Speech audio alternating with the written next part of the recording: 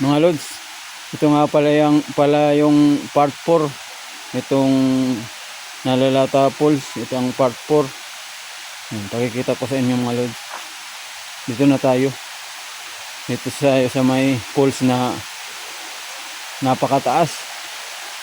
Yan o. Yan na yung napakataas na falls. Diyan na tayo. Bali ang taas ng pinagagalingan ng tubig oh. Hanggang doon mga lods oh. Hanggang doon.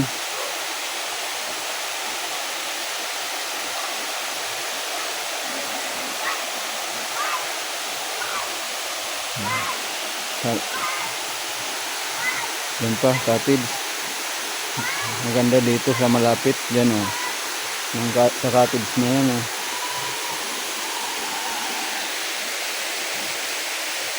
Yan, ito ang view dito mga lods. Sa falls na to.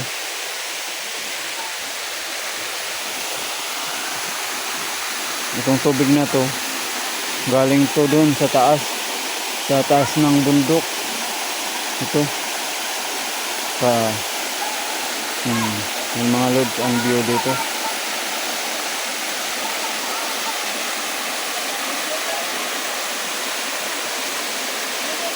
Yan o.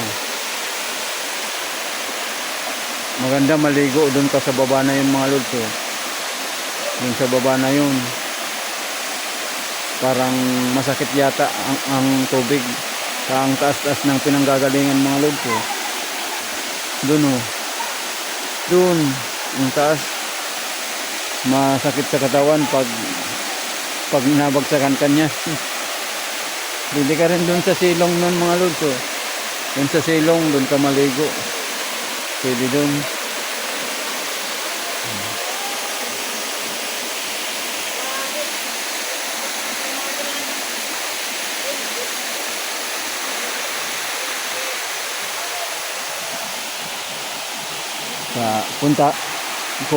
Tatawid ako dito mga lods para mapakita ko sa inyo lahat kung ano talagang mga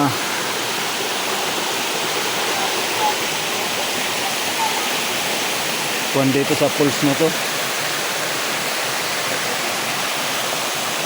Dalawa pala siya mga lods oh. Yung isa dito, mayroon naman doon sa kabila na yun oh. Mayroon doon.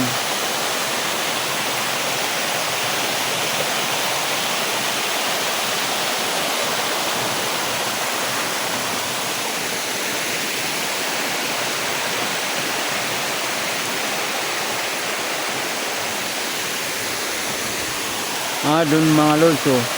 Marami nga palang naliligo pa dyan sa kabila na yan oh. Napakaganda mga lods. Napakaganda ng view dito oh.